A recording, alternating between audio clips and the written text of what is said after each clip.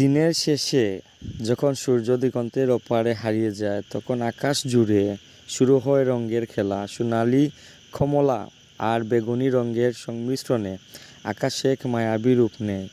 ঘরে ফেরা পাখির ঝাঁকার শান্ত হয়ে আসা চারপাশ যেন এক গভীর নীরবতার গল্প বলে।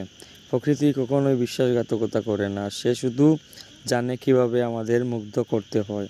প্রকৃতির এই রূপ কেবল দেখানোর জন্য নয়, বরং হৃদয়ে অনুভব করার জন্য।